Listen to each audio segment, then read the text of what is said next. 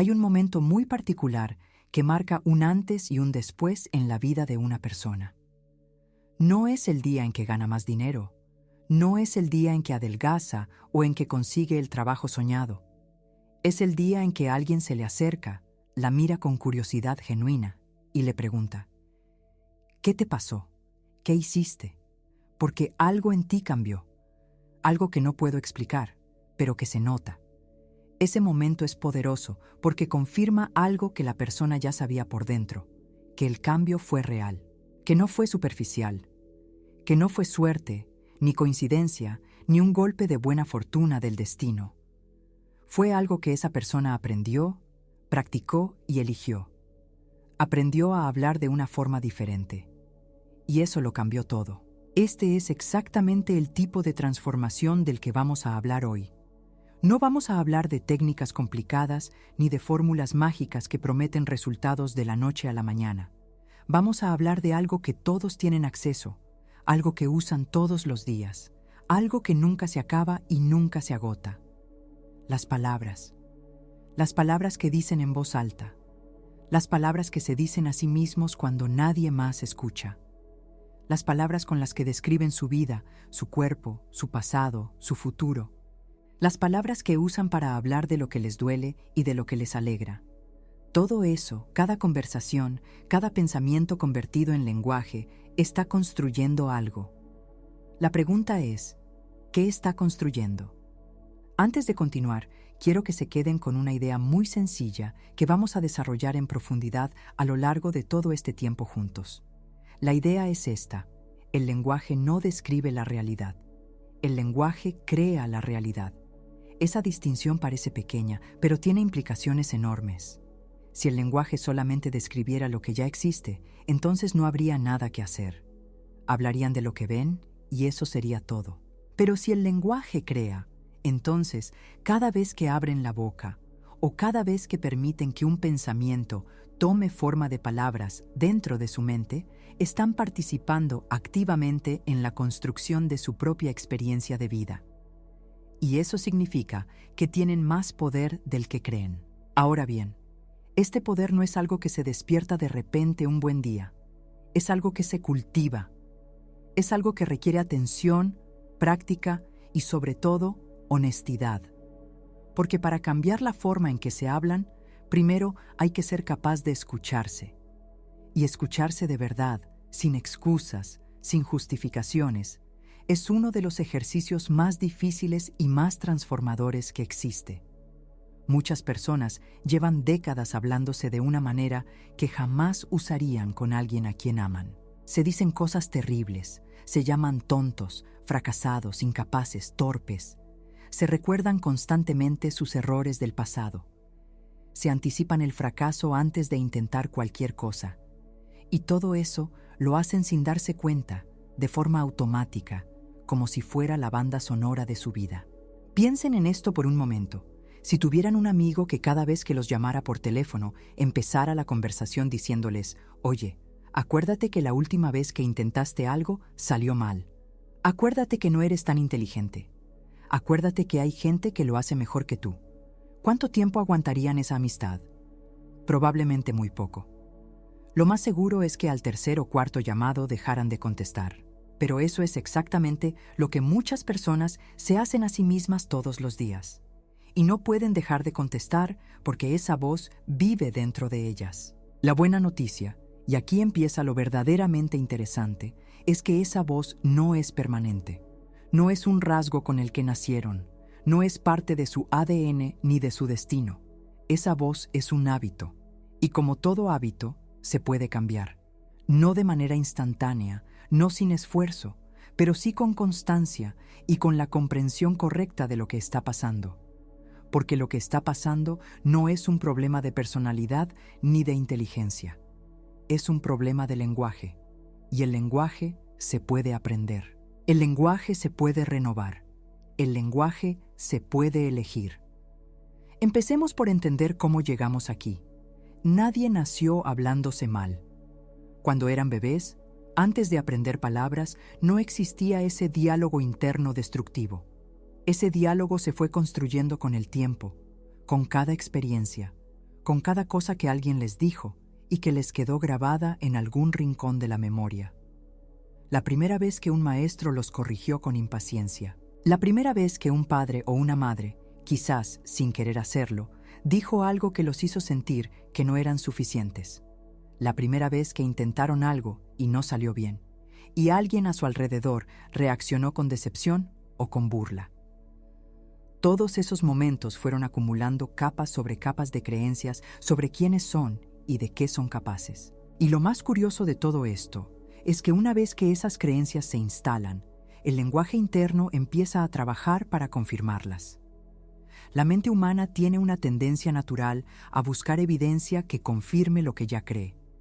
Así que si alguien creció creyendo que no es inteligente, su mente va a notar cada vez que comete un error y va a ignorar cada vez que tiene un acierto. Si alguien creció creyendo que no merece amor, su mente va a enfocarse en los momentos en que las personas lo decepcionan y va a minimizar o incluso olvidar los momentos en que las personas lo tratan con cariño. No es maldad ni masoquismo, es simplemente cómo funciona el cerebro. Busca coherencia, y el lenguaje es la herramienta que usa para mantener esa coherencia. Por eso cambiar el lenguaje no es un ejercicio superficial ni cosmético. No es simplemente reemplazar una palabra fea por una palabra bonita. Cambiar el lenguaje es intervenir directamente en los circuitos de pensamiento del cerebro. Es decirle al sistema, vamos a actualizar la información. Vamos a instalar una nueva versión de la historia. Y eso toma tiempo, pero funciona. La neurociencia lo ha demostrado una y otra vez. El cerebro es plástico, puede cambiar, puede crear nuevas conexiones, puede aprender nuevas rutas. Y el lenguaje es uno de los caminos más directos para provocar esos cambios. Pero antes de ir a los mecanismos prácticos, quiero hablar de algo que muchas personas pasan por alto cuando escuchan hablar de este tema, y es la diferencia entre el lenguaje que se usa hacia afuera, en las conversaciones con otras personas, y el lenguaje que se usa hacia adentro, en la conversación silenciosa que ocurre todo el tiempo dentro de la mente. Ambos importan, ambos tienen impacto, pero el lenguaje interno es el que manda, es el director de toda la película. Imagine a alguien que aprende a hablar de manera más positiva con sus amigos y colegas. Aprende a dar cumplidos, a expresar gratitud, a elegir palabras amables. Pero por dentro, mientras hace todo eso, su voz interior sigue diciéndole que no es genuino, que está fingiendo, que no se lo merece, que tarde o temprano todo va a salir mal. ¿Cuánto tiempo puede mantener esa fachada? No mucho, porque lo que está por dentro siempre termina filtrándose hacia afuera, en el lenguaje corporal, en el tono de voz.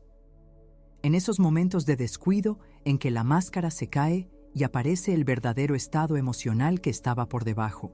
Por eso el trabajo tiene que empezar desde adentro. Tiene que empezar con ese monólogo interior que pocos se atreven a examinar con honestidad. Y el primer paso para cambiarlo no es forzarlo, no es suprimirlo, no es pegarse en la frente cada vez que aparece un pensamiento negativo. El primer paso es simplemente observarlo, escucharlo sin juzgarlo, tomar distancia y decir, mira eso, mira lo que me estoy diciendo. ¿Es esto verdad? ¿Es útil? ¿Es lo que elegiría decirme si fuera mi mejor aliado en lugar de mi peor crítico? Esa pregunta, ¿es lo que elegiría decirme si fuera mi mejor aliado? Es una de las más poderosas que existen, porque cambia completamente la perspectiva. Ya no es sobre si el pensamiento es positivo o negativo. Es sobre si el pensamiento es un aliado o un enemigo. Y nadie elegiría conscientemente tener un enemigo viviendo dentro de su cabeza. Sin embargo, muchas personas lo tienen, y lo han tenido tan largo tiempo que ya ni lo notan. Lo consideran normal. Lo confunden con realismo, con madurez, con sentido común. Aquí hay algo que merece un momento especial de atención. Muchas personas tienen una resistencia muy fuerte a cambiar su lenguaje interno porque sienten que el pensamiento positivo es ingenuo, Creen que ver las cosas de manera más esperanzadora significa negar los problemas reales, ignorar las dificultades verdaderas, vivir en una burbuja de ilusión que tarde o temprano va a reventar. Y esa resistencia es comprensible, tiene lógica. Nadie quiere ser un ingenuo, nadie quiere que lo engañen, y menos que sea uno mismo quien se engañe. Pero hay una confusión fundamental en ese razonamiento, y es confundir el pensamiento positivo con la negación. Son cosas completamente distintas. El pensamiento positivo real no niega los problemas, no dice que todo está bien cuando no lo está, no pinta de rosado algo que es gris o negro. Lo que hace es elegir el ángulo desde el cual se mira la situación. Es la diferencia entre decir, esto está destruido y no hay nada que hacer, y decir, esto está difícil, pero estoy buscando una salida. Las dos frases reconocen la dificultad, pero una cierra puertas y la otra las abre. Una paraliza y la otra moviliza. Y esa diferencia, aunque parezca pequeña en el lenguaje, es enorme en las consecuencias. La persona que dice esto está destruido y no hay nada que hacer activa en su cerebro un estado de resignación que literalmente reduce la capacidad de encontrar soluciones. El cerebro, en estado de resignación, no busca opciones, no hace conexiones creativas, no ve oportunidades, simplemente confirma la conclusión a la que ya llegó. En cambio, la persona que dice esto está difícil, pero estoy buscando una salida, mantiene el cerebro en un estado de búsqueda activa. Y un cerebro en búsqueda activa encuentra cosas, hace conexiones que no haría de otra manera. Ve puertas donde antes solo veía paredes. Esto no es magia, es biología, es neurociencia básica. Es la diferencia entre un sistema nervioso en modo amenaza y un sistema nervioso en modo exploración. Y el lenguaje es uno de los interruptores más poderosos que existe para pasar de un modo al otro. Hablemos ahora de algo muy concreto. Los patrones de lenguaje más comunes que drenan la energía, la confianza y las posibilidades de las personas sin que ellas se den cuenta. El primero es lo que se podría llamar el lenguaje de la victimización. Es el lenguaje que siempre sitúa la causa de los problemas afuera, en otros, en las circunstancias, en el destino, en la mala suerte. Frases como, es que yo siempre tengo mala suerte, es que nadie me ayuda, es que la vida no me da oportunidades, es que en este país es imposible, es que la gente no valora lo que uno hace. Todas estas frases tienen algo en común. Ubican el poder afuera de la persona. Le dicen al cerebro, tú no tienes control. Algo o alguien más decide lo que pasa en tu vida. Y cuando el cerebro recibe ese mensaje repetidamente, deja de buscar soluciones propias porque ya aprendió que no sirven de nada. El segundo patrón es el lenguaje de la generalización absoluta. Es el lenguaje que usa palabras como siempre, nunca, todo, nada, todos, nadie. Frases como, yo nunca logro nada, siempre me pasa lo peor, todo me sale mal, nadie me entiende. Estas frases son mentiras que el cerebro acepta como verdades absolutas porque suenan contundentes. Pero basta con hacer una sola pregunta para desmantelarlas. ¿Es literalmente cierto que nunca logras nada? ¿Es literalmente cierto que siempre te pasa lo peor? La respuesta, casi siempre, es no. Pero el lenguaje absoluto no deja espacio para los matices, no deja espacio para las excepciones. Y las excepciones son exactamente donde vive la posibilidad de cambio. El tercer patrón es el lenguaje de la disminución propia. Es el que usan las personas para minimizar sus logros, sus capacidades y su valor antes de que alguien más lo haga. Frases como, tampoco es para tanto lo que hice. Seguro había alguien mejor para esto. Fue suerte, no mérito mío.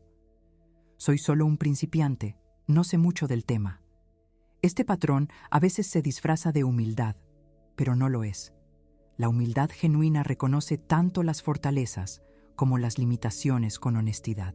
La disminución propia es miedo disfrazado de modestia. Es el intento de protegerse del juicio ajeno al juzgarse primero uno mismo y hacerlo con más dureza de la que cualquier otra persona usaría. El cuarto patrón es el lenguaje de la anticipación negativa.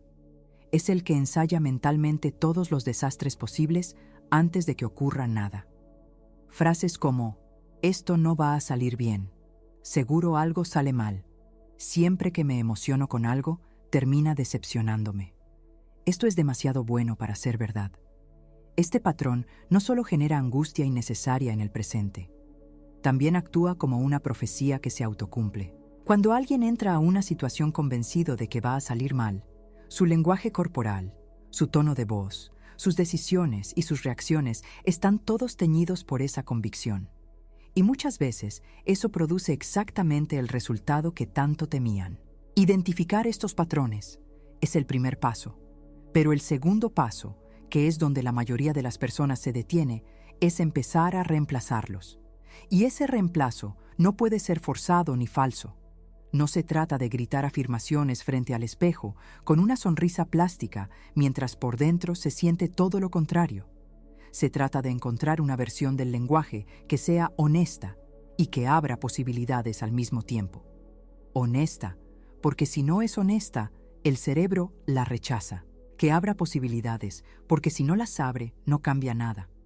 Por ejemplo, en lugar de decir nunca logro nada, que es falso y devastador, se podría decir esto ha sido difícil para mí, pero he logrado cosas antes y puedo seguir buscando la manera. ¿Ven la diferencia? No niega la dificultad, no finge que todo está maravilloso, pero tampoco se instala en la derrota absoluta. Deja una puerta abierta, y esa puerta abierta es suficiente para que el cerebro empiece a buscar. En lugar de decir soy un desastre, que es un juicio global sobre la persona entera, se podría decir cometí un error en esto y puedo aprender de él para hacerlo mejor. ¿Ven cómo cambia el foco? Ya no es sobre quién es la persona, es sobre lo que hizo, y lo que hizo puede modificarse. Quien se es, si se define como un desastre, parece inmutable. Pero un error es un evento, y los eventos tienen principio y fin. En lugar de decir nadie me quiere, se podría decir en este momento me siento solo, y quiero trabajar en conectar más con las personas que me rodean. Diferencia enorme, ¿verdad? Una frase pinta el mundo entero con una brocha de desesperanza. La otra identifica un estado emocional temporal y señala una dirección de acción posible. Estos cambios parecen pequeños, parecen casi ridículos de tan simples, pero no lo son. Y la razón por la que no lo son tiene que ver con algo que la investigadora en bienestar emocional y autoconocimiento, Louise Hay, señaló en su trabajo. Las palabras que elegimos no son solo el reflejo de lo que creemos, son también el mecanismo a través del cual esas creencias se consolidan o se disuelven. Cambiar las palabras es intervenir directamente en el proceso de formación de las creencias. Es actuar desde afuera hacia adentro, y aunque parezca contraintuitivo, funciona. Porque el cerebro no distingue perfectamente entre lo que se siente y lo que se dice repetidamente. Con el tiempo, lo que se dice se convierte en lo que se siente, y lo que se siente se convierte en lo que se vive. Ahora bien, hay algo que quiero aclarar porque es fundamental para que todo esto funcione. El cambio en el lenguaje no puede ser solo un ejercicio mental, no puede ser solo pensar diferente. Tiene que manifestarse en el comportamiento, en las acciones, en las decisiones del día a día, porque el lenguaje sin acción queda en el aire. Es como plantar una semilla sin regarla. La intención existe, pero el resultado no se materializa. Cuando alguien cambia su lenguaje interno y dice, puedo aprender esto, el siguiente paso natural es intentarlo. Cuando dice, merezco ser tratado con respeto, el siguiente paso natural es establecer un límite donde antes no había ninguno. Cuando dice, mi historia no me define, el siguiente paso natural es tomar una decisión diferente a las que ha tomado hasta ahora. El lenguaje prepara el terreno para la acción. La acción confirma y refuerza el nuevo lenguaje. Y ese ciclo, repetido suficientes veces, produce un cambio real, visible, sostenido. Hablemos ahora de algo que pocas personas consideran cuando piensan en cambiar su manera de hablar. Y es el impacto que tiene esto en las relaciones. Porque la forma en que nos hablamos a nosotros mismos determina de manera muy directa la forma en que nos relacionamos con los demás. Una persona que se habla con crueldad a sí misma tiende a una de dos cosas. O se vuelve extremadamente dura y exigente con los demás, porque esa es la única forma de relacionarse que conoce. O se vuelve sumamente permisiva con el maltrato de otros, porque en el fondo cree que lo merece. Ninguna de las dos es una buena forma de vivir en relación con otras personas. En cambio, una persona que ha aprendido a hablarse con honestidad y con compasión al mismo tiempo, desarrolla algo que es absolutamente magnético: la capacidad de estar presente en una conversación sin necesidad de ganar ni de perder. Puede escuchar sin ponerse a la defensiva. Puede expresar su opinión sin necesitar imponerla. Puede decir no gracias sin un mar de culpa. Puede decir sí con entusiasmo genuino sin miedo a decepcionar después.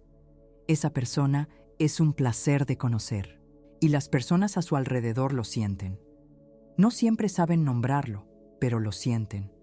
Y entonces llega ese momento que mencionamos al principio.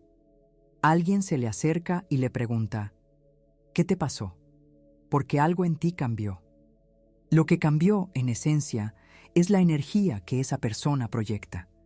Y esa energía viene del lenguaje. El lenguaje que eligió cada día, en cada pensamiento, en cada conversación. El lenguaje que fue eligiendo poco a poco, sin que nadie lo viera, en los momentos más privados de su mente. Esos momentos silenciosos que nadie más ve, pero que lo construyen todo. Voy a hablar ahora de algo que tiene que ver directamente con el cuerpo, porque hay una conexión entre el lenguaje, las emociones y el cuerpo físico que es mucho más profunda de lo que la mayoría imagina. Cuando alguien se repite constantemente mensajes de miedo, de insuficiencia, de vergüenza, esos mensajes no se quedan solo en la cabeza. Se traducen en tensión muscular, en postura encogida, en respiración corta y superficial, en un estado de alerta crónico que el cuerpo mantiene como si hubiera un peligro constante, aunque no haya ninguno visible. Este estado tiene un nombre en la biología: estrés crónico, y sus consecuencias son bien documentadas: fatiga, problemas digestivos, dificultades para dormir, sistema inmune debilitado, dificultad para concentrarse, menor capacidad para tomar decisiones, menor capacidad creativa. No es metáfora, es fisiología real. El lenguaje interno produce emociones. Las emociones producen reacciones hormonales y neurológicas. Esas reacciones tienen consecuencias físicas medibles. Cuando una persona empieza a cambiar su lenguaje interno, el cuerpo responde, no de inmediato, no de manera dramática al principio, pero con el tiempo la tensión crónica empieza a aflojarse. La postura cambia, la respiración se profundiza, la mirada se vuelve más abierta, la voz se vuelve más firme, el ritmo del caminar cambia. Todo eso sin haber hecho un solo ejercicio físico específico para cada cosa. El cuerpo simplemente refleja lo que está pasando por dentro. Siempre lo hace. Siempre lo ha hecho. Y esto nos lleva a algo fascinante. La gente que rodea a esa persona percibe estos cambios físicos antes de poder articular exactamente qué cambió. Ven algo diferente. Sienten algo diferente. Y eso provoca el fenómeno que es la esencia de todo lo que estamos hablando. Alguien pregunta, ¿qué te pasó? No porque la persona hizo algún cambio externo espectacular, sino porque el cambio interno se hizo visible a través del cuerpo, a través de la energía, a través de la forma en que esa persona ocupa el espacio. Ahora quiero hablar de algo que tiene que ver con las conversaciones cotidianas, porque además del lenguaje interno, hay patrones de lenguaje en las conversaciones con otras personas que también necesitan atención. Y uno de los más importantes es el que se refiere a cómo se habla del futuro. Hay personas que cuando les preguntas ¿cómo estás?, responden con un catálogo de todo lo que está mal en su vida. No porque sean malas personas, no porque quieran generar lástima, aunque a veces ese mecanismo existe, sino porque han desarrollado el hábito de procesar su realidad a través del filtro de los problemas. Todo lo que ven, todo lo que sienten, lo traducen primero al lenguaje de los problemas. Y ese hábito, aunque comprensible, tiene un costo enorme en términos de energía y de relaciones. Porque cuando alguien habla constantemente de sus problemas, dos cosas suceden. La primera es que refuerza en su propio cerebro el estado emocional que ya tiene. Cada vez que describe algo doloroso con palabras, lo revive, lo vuelve a sentir. Lo consolida como una experiencia central de su realidad. La segunda es que agota a las personas a su alrededor, no porque esas personas no tengan compasión, sino porque nadie puede mantenerse en un estado de alta compasión de manera indefinida. Y cuando el interlocutor empieza a sentir agotamiento, la persona que habla de sus problemas lo interpreta como falta de interés o de cariño, lo que la deja más sola y más convencida de que nadie la entiende. El antídoto no es fingir que todo está bien. El antídoto es ampliar el vocabulario de la propia experiencia. Incluir también lo que funciona. Incluir también lo que agradece. Incluir también lo que espera. No para negar los problemas, sino para no reducir la experiencia de vida entera a la categoría de problemas. Porque la vida nunca es solo problemas. Nunca. Siempre hay algo más. Y elegir nombrarlo, darle palabras, es una forma de invitarlo a ocupar más espacio. Esto no significa que no haya momentos para hablar de lo que duele. Claro que los hay.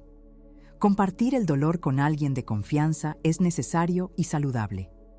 Pero hay una diferencia enorme entre compartir algo con la intención de procesarlo y seguir adelante, y usar el lenguaje del sufrimiento como el idioma principal de la vida. El primero libera. El segundo encierra. Quiero hablar ahora de algo que tiene que ver con las palabras que se usan para describir a los demás. Porque así como el lenguaje que usamos sobre nosotros mismos nos moldea, el lenguaje que usamos sobre otras personas también dice algo sobre quiénes somos y qué tipo de realidad estamos construyendo. Una persona que habla de los demás, principalmente con crítica, con sarcasmo, con juicio, está construyendo un mundo mental en el que todos son sospechosos, todos tienen defectos, nadie es digno de confianza. Y en ese mundo, la persona también se incluye a sí misma. Porque el mismo estándar que aplica a los demás, el cerebro tarde o temprano lo aplica hacia adentro. En cambio, una persona que puede hablar de los demás con nuance, reconociendo tanto sus fortalezas como sus limitaciones sin caer en la demonización ni en la idealización, esa persona tiene una relación más honesta y más compasiva con su propia humanidad. Puede ver sus propios errores sin destruirse. Puede reconocer sus propias limitaciones sin concluir que no vale nada. Puede celebrar sus propios logros sin sentir que está presumiendo o que está invitando a la envidia ajena. Existe un término en psicología que describe la capacidad de hablar de uno mismo y de los demás con honestidad, con profundidad y con equilibrio. Se llama narrativa coherente, integrada. Y las investigaciones muestran que las personas que tienen esta capacidad, es decir, que pueden hablar de sus experiencias de vida de manera fluida, que reconocen tanto las partes buenas como las difíciles, que no idealizan ni demonizan el pasado ni a las personas que vivieron en él, son significativamente más resilientes, más capaces de mantener relaciones saludables y más capaces de regular sus emociones en situaciones de estrés. No es casualidad. Es porque el lenguaje organiza la experiencia, y una experiencia bien organizada es una experiencia que se puede manejar. Sigamos explorando algo que muchos subestiman: el poder que tiene el lenguaje en momentos de crisis. Cuando algo sale mal, y en la vida las cosas salen mal, lo que la persona se dice en esos primeros minutos, en esas primeras horas, determina enormemente lo que pasa después. Alguien que frente a un error se dice: soy un idiota, no sirvo para nada, esto confirma que nunca voy a lograrlo. Ese alguien está entrando en una espiral que va a hacer la recuperación mucho más lenta y mucho más difícil. Porque además del problema en sí, ahora tiene que cargar con la carga emocional que esas palabras generaron. Alguien que frente al mismo error se dice, esto no salió como quería, es una señal de que algo necesito ajustar. Voy a ver qué puedo aprender de esto. Ese alguien ya está en modo de resolución. El problema es el mismo, pero la ruta que el cerebro tomará desde ese momento en adelante es completamente diferente. En el primer caso, el cerebro se enfoca en el significado de lo que pasó para la identidad de la persona. Soy alguien que falla. En el segundo caso, el cerebro se enfoca en la información que puede extraer del evento para mejorar. Cometí un error que me enseña algo. ¿Ven cómo el lenguaje no solo describe la reacción? La produce, la dirige, la sostiene o la interrumpe. Hay algo más que quiero tocar antes de entrar en la parte más práctica de esta conversación, y es el tema de las palabras que las personas se dicen sobre su pasado. Porque el pasado no existe como algo fijo y objetivamente verdadero que todos recordamos de la misma manera. El pasado existe como una narrativa, como una historia que contamos, y esa historia cambia dependiendo de las palabras que elegimos para contarla. Dos personas pueden vivir exactamente la misma infancia difícil y contar historias completamente diferentes sobre ella. Una puede contar, tuve una infancia llena de carencias que me dañó y que explica todos los problemas que tengo hoy. La otra puede contar, tuve una infancia difícil que me enseñó a ser fuerte, a adaptarme, a no dar las cosas por sentado. Las dos historias son verdaderas. Las dos reconocen la dificultad, pero producen personas completamente diferentes en el presente. Producen relaciones diferentes, producen respuestas diferentes ante los desafíos y producen expectativas diferentes sobre el futuro. Esto no significa reescribir el pasado de manera falsa. No significa negar el dolor que fue real. Significa elegir qué lugar ocupa ese pasado en la narrativa del yo. Significa elegir si el pasado es una prisión o una escuela. Y esa elección se hace con palabras, con las palabras que se usan para hablar de lo que fue. Vamos ahora a algo muy práctico que mucha gente descuida, el lenguaje que se usa con el propio cuerpo. Hay personas que hablan de su cuerpo con una hostilidad impresionante. Lo critican constantemente, le reprochan cada centímetro que no se parece al ideal. Le dicen que está gordo, feo, viejo, lento, enfermo, defectuoso, y lo hacen frente al espejo cada mañana, en silencio, con una mirada de desaprobación que el cuerpo registra perfectamente. El cuerpo responde a ese lenguaje, no de la manera que esperarían, no adelgazando ni rejuveneciéndose para complacer la crítica, sino entrando en un estado de estrés que hace exactamente lo contrario de lo que se quiere lograr. El cortisol sube, el metabolismo se altera, la motivación para moverse y cuidarse disminuye, el ciclo del sueño se deteriora. Todo porque el cuerpo recibió el mensaje de que es el enemigo, y nadie cuida bien a su enemigo. En cambio, alguien que empieza a hablar de su cuerpo con gratitud, aunque sea mínima, aunque sea trabajosa al principio, produce un cambio fisiológico real. Gracias por llevarme a donde necesito ir. Gracias por respirar sin que yo tenga que recordártelo. Gracias por sanar cuando me lastimo. Esas palabras parecen absurdas al principio, parecen forzadas, pero con el tiempo hacen algo que ninguna dieta ni ningún programa de ejercicios puede hacer por sí solo.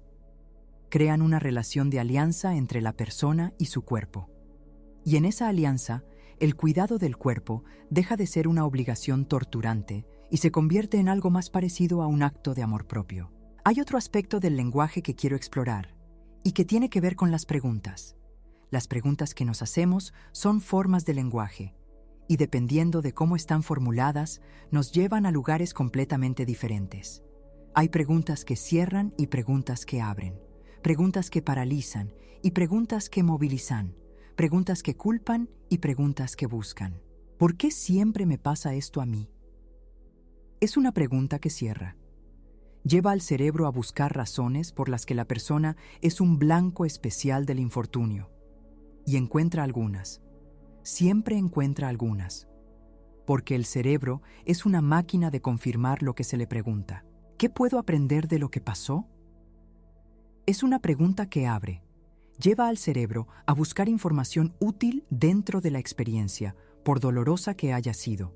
Y también la encuentra, porque donde hay experiencia, siempre hay información. ¿Para qué soy bueno?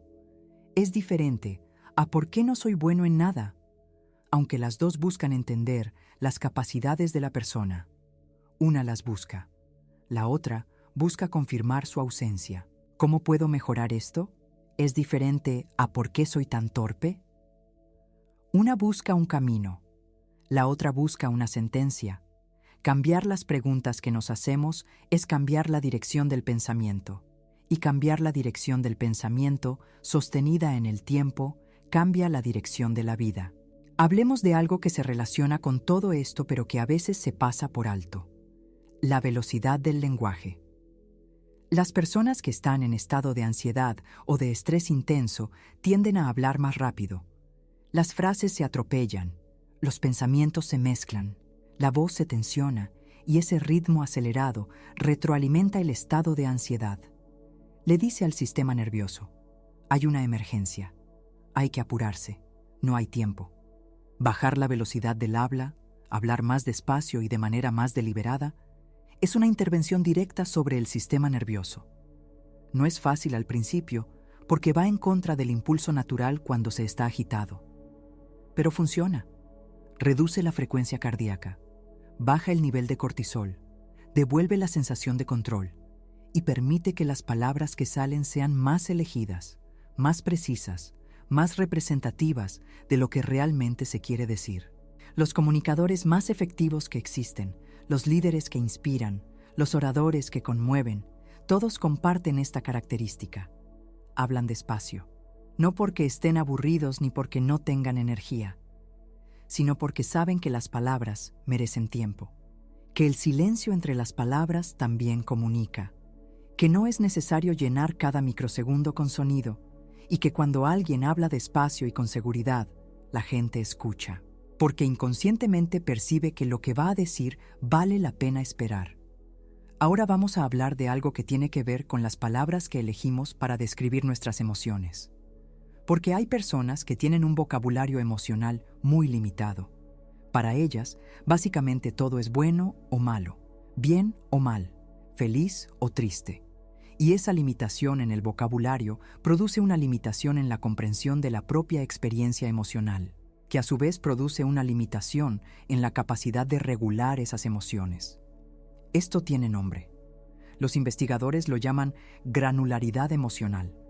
Y los estudios muestran que las personas con alta granularidad emocional, es decir, las que pueden distinguir entre ansiedad y miedo, entre tristeza y melancolía, entre frustración y enojo, entre entusiasmo y alegría, esas personas son más capaces de manejar sus estados emocionales de manera efectiva. Porque cuando nombras algo con precisión, puedes responder a ello con precisión. Cuando todo se llama mal, no sabes qué hacer. Cuando sabes que lo que sientes es decepción específicamente, puedes preguntarte, ¿de qué me decepcioné? ¿Cuál era la expectativa que no se cumplió? ¿Era esa expectativa razonable? ¿Hay algo que pueda hacer con esto? Ampliar el vocabulario emocional es ampliar la capacidad de entenderse a uno mismo. Y entenderse es el prerequisito de todo cambio genuino. Hay una práctica muy poderosa que quiero compartir. Se llama el diálogo de corrección consciente. Funciona así. Durante un día, cualquier día que elijan, se comprometen a notar cada vez que se dicen algo que sea innecesariamente duro, falso en su absolutismo, o que cierre puertas en lugar de abrirlas. No para juzgarse por haberlo dicho, sino simplemente para notarlo, y luego, en el momento siguiente, dicen la versión corregida.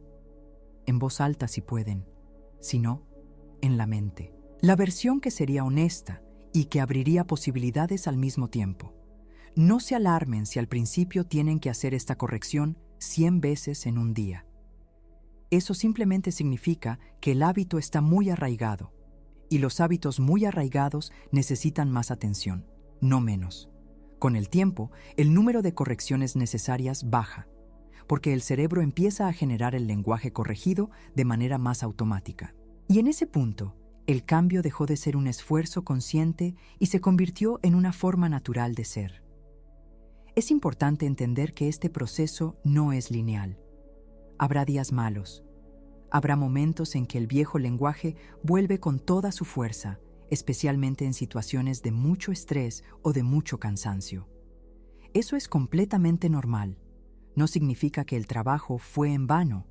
Significa que el sistema nervioso está bajo presión y regresó a lo conocido. Lo que hace la diferencia no es nunca recaer. Lo que hace la diferencia es lo que se dice después de la recaída. ¿Ven? Incluso ahí, el lenguaje importa. Quiero hablar también de algo que tiene que ver con el lenguaje en contextos específicos que muchas personas encuentran difíciles. Los conflictos. Porque en el conflicto, el lenguaje suele degradarse. Los matices desaparecen. Las generalizaciones absolutas proliferan. Las acusaciones reemplazan a las observaciones. Y todo eso escala el conflicto en lugar de resolverlo. Hay una diferencia enorme entre decir, siempre me interrumpes cuando hablo, que es una acusación generalizada que activa la defensa inmediata del interlocutor, y decir, cuando me interrumpes, siento que lo que digo no importa, que es una observación de un comportamiento específico con su impacto emocional. Las dos frases hablan del mismo problema, pero la primera garantiza que la otra persona se defienda sin escuchar. La segunda abre la posibilidad de que escuche y responda. Este tipo de lenguaje en los conflictos no es debilidad, no es rendirse, no es darle la razón al otro, es ser lo suficientemente inteligente para saber que si el objetivo es que el conflicto se resuelva y la relación mejore, entonces el lenguaje tiene que servir a ese objetivo. Y el lenguaje de la acusación absoluta no sirve a ese objetivo. Sirve a la descarga emocional inmediata, que a veces se siente bien por un momento, pero que generalmente complica las cosas en el mediano y largo plazo. Hablemos de las palabras que se usan para hablar de los sueños y de las metas, porque hay una diferencia muy específica entre decir algún día me gustaría y decir estoy trabajando para, entre decir ojalá pueda y decir voy a, entre decir eso sería bonito y decir eso es lo que quiero. Las primeras formulaciones mantienen el sueño en el reino de lo hipotético. Lo dejan flotando en un futuro indefinido que nunca llega a ser presente. Las segundas lo anclan en la realidad actual. Lo hacen parte de la identidad de la persona en este momento. No es solo semántica. Es que el cerebro responde diferente a cada tipo de formulación. Cuando alguien dice algún día me gustaría ser más saludable, el cerebro no activa ningún plan, no genera motivación, no busca oportunidades, simplemente registra un deseo vago. Pero cuando alguien dice estoy trabajando para tener más energía y cuidar mejor mi cuerpo, el cerebro activa un modo diferente. Empieza a notar información relevante, empieza a hacer conexiones, empieza a evaluar las decisiones del día a través del filtro de ese objetivo.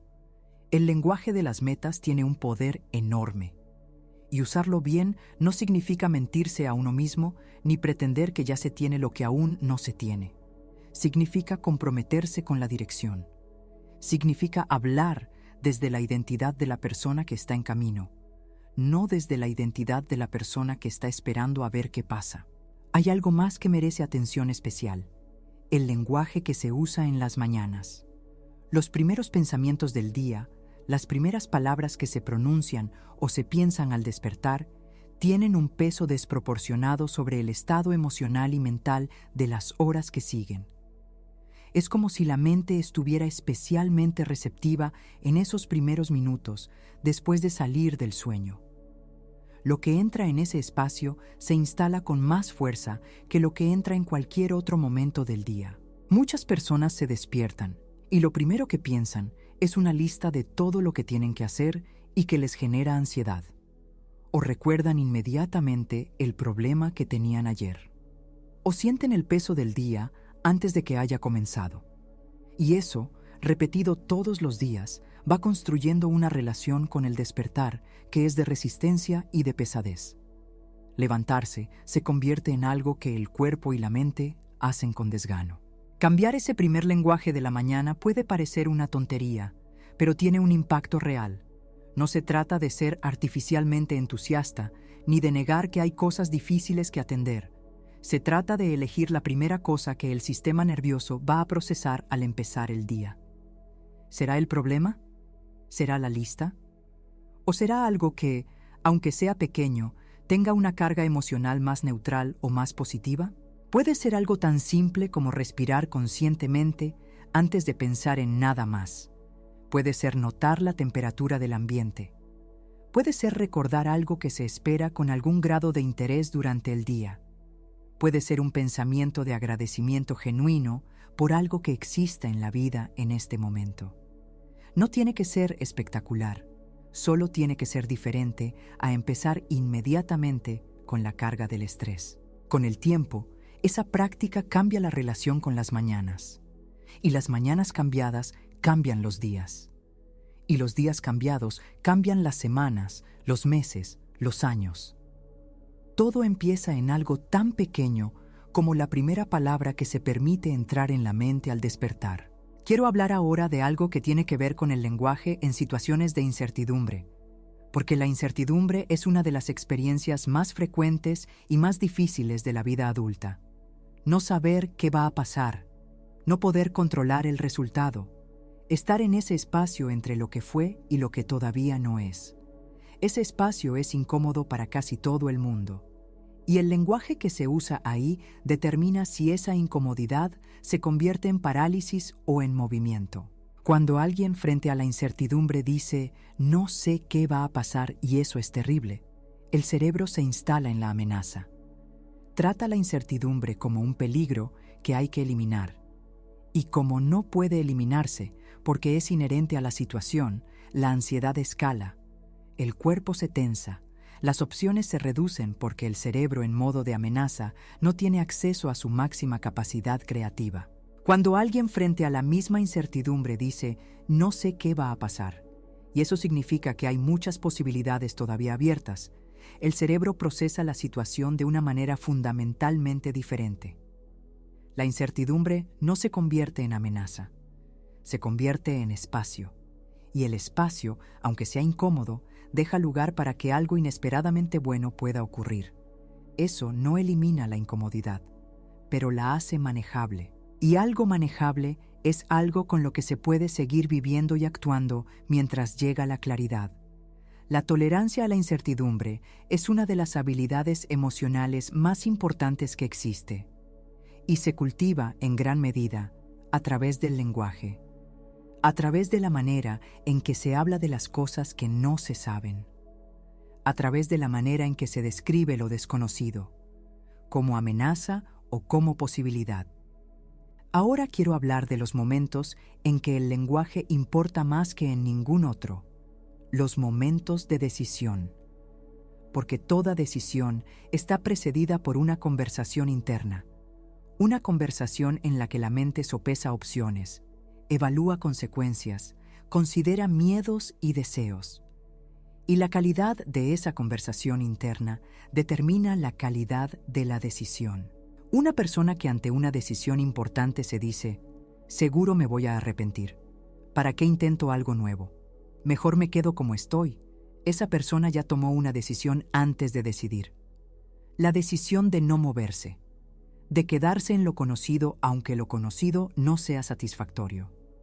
Y esa decisión viene de un lenguaje de miedo.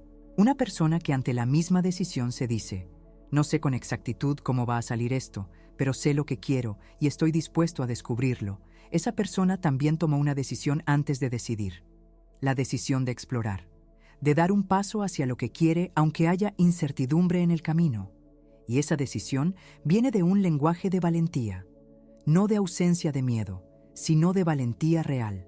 El miedo existe y el movimiento continúa de todas maneras. Hay un concepto que quiero introducir aquí porque creo que es central para entender de qué se trata realmente este trabajo con el lenguaje. El concepto es el de identidad lingüística. La identidad no es solo lo que somos en un sentido abstracto, es también la historia que nos contamos sobre quiénes somos. Y esa historia se construye, se mantiene y se modifica principalmente a través del lenguaje. Las frases que se repiten con más frecuencia sobre uno mismo terminan convirtiéndose en definiciones. Soy del tipo de persona que no puede con las matemáticas. Soy alguien que siempre llega tarde. Soy de las que se preocupan demasiado. Soy alguien que no tiene suerte en el amor. Cada una de esas frases es una identidad adoptada, una historia aceptada como verdad absoluta. Y mientras se siga contando esa historia en esos términos, la persona seguirá viviendo dentro de ella. El cambio de identidad no requiere un evento dramático, no requiere un quiebre ni una crisis. Puede ocurrir simplemente cambiando la historia, diciendo, he sido alguien que se preocupaba mucho, pero estoy aprendiendo a confiar más en el proceso. He llegado tarde con frecuencia, pero estoy trabajando en ser más puntual porque valoro el tiempo de los demás. En las relaciones he vivido experiencias difíciles, pero eso me ha enseñado qué busco y qué merece más la pena. ¿Ven la diferencia? No es negación, es reencuadre. Es colocar el mismo hecho en un contexto diferente. Y en ese nuevo contexto, el hecho deja de ser una sentencia y se convierte en un capítulo. Y los capítulos tienen principio y fin. Las sentencias no. Quiero ahora hablar de algo que a mucha gente le resulta difícil de entender al principio: la relación entre el lenguaje interno y los resultados externos. Hay personas que dicen, yo puedo cambiar mi manera de hablar todo lo que quiera, pero si el mundo no cambia, ¿de qué sirve?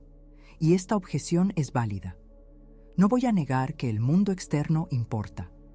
Claro que importa. Las circunstancias reales son reales. Los recursos materiales importan. Las estructuras sociales importan. Todo eso es verdad. Pero también es verdad que frente a las mismas circunstancias externas, dos personas con lenguajes internos diferentes producen resultados muy diferentes. Y esto ha sido documentado en contextos tan extremos como los campos de concentración, como la pobreza absoluta, como la enfermedad terminal. Hay personas que en condiciones de vida absolutamente difíciles mantienen una capacidad de significado, de conexión humana, de alegría pequeña pero genuina, que les permite no solo sobrevivir, sino encontrar en esa supervivencia algo que vale la pena. Y hay otras que en condiciones mucho más favorables encuentran solo razones para el descontento y la resignación. La diferencia no está en las circunstancias, está en el lenguaje, en la historia, en la manera de procesar lo que pasa y de encontrar o no encontrar sentido en ello. Esto no significa que cambiar el lenguaje va a resolver todos los problemas materiales. No lo va a hacer, pero sí va a cambiar la relación con esos problemas. Va a cambiar la energía que la persona lleva a la búsqueda de soluciones. Va a cambiar los recursos internos que tiene disponibles para enfrentar lo difícil. Y en muchos casos, eso cambia también los resultados externos, aunque sea de manera gradual y no espectacular. Hay algo más que quiero decir sobre el lenguaje y los resultados, y es esto. Las personas a las que más se parece a alguien tienden a hablar de manera similar. No es accidente. Es que el lenguaje crea mundos compartidos, y los mundos compartidos atraen a personas similares. Alguien que habla principalmente de lo que no funciona, de lo que le falta, de lo que no puede, tiende a rodearse de personas que también hacen eso, no por maldad, por comodidad y reconocimiento mutuo. Y ese entorno refuerza el lenguaje, lo que es un círculo que puede volverse virtuoso o vicioso, dependiendo de la dirección en que gire. Cuando una persona empieza a cambiar su lenguaje, a veces experimenta una incomodidad en sus relaciones existentes. Algunas personas de su entorno pueden sentirse incómodas con el cambio. Pueden cuestionarlo, pueden burlarse de él, pueden llamarlo ingenuidad o pretensión. Y eso es doloroso, porque implica que el cambio puede costar algunas relaciones o al menos la dinámica conocida de esas relaciones. Pero también sucede algo fascinante al mismo tiempo. Empiezan a aparecer personas nuevas, o personas que ya estaban, pero que no tenían el mismo espacio de antes. Personas que hablan de posibilidades, que comparten intereses genuinos, que tienen energía hacia algo, y esas conexiones refuerzan el nuevo lenguaje de la misma manera que las anteriores reforzaban el viejo. El entorno y el lenguaje se co-crean. Siempre. Vamos llegando a un momento importante de esta conversación. Hemos hablado de muchas cosas, de los patrones de lenguaje destructivos, de cómo identificarlos, de cómo reemplazarlos, de la conexión entre el lenguaje y el cuerpo, del lenguaje en las relaciones, del lenguaje en los conflictos, del lenguaje en los sueños y las metas, del lenguaje en la incertidumbre, del lenguaje en las decisiones, de la identidad lingüística y de la relación entre el lenguaje y los resultados externos. Es mucho, y puede sentirse abrumador. Por eso quiero hacer algo muy concreto aquí. Quiero hablar de por dónde empezar, porque cuando hay mucho que cambiar, la tentación es no empezar por nada, porque no se sabe por dónde empezar. Y no empezar por nada es exactamente lo que el viejo lenguaje quiere, porque el viejo lenguaje prospera en la inacción, se alimenta de ella. Entonces, ¿por dónde empezar? La respuesta es sencilla. Empiecen por una sola cosa, solo una. No intenten cambiar todo su lenguaje interno de un día para el otro. Eso no funciona y genera frustración, que a su vez genera más lenguaje negativo. Elijan una frase, una sola frase que se digan con frecuencia y que saben que los daña, solo una, y comprométanse a notarla cada vez que aparezca, no a suprimirla, solo a notarla. Eso es el primer paso. El segundo paso es tener lista la versión alternativa, la frase que es honesta y que abre posibilidades. No tienen que usarla de inmediato cada vez. Solo tienen que tenerla lista, saber que existe, saber que es una opción. El tercer paso es usarla, una vez, y luego otra vez, y luego otra, sin prisa, sin perfección, sin exigirse consistencia total desde el primer día.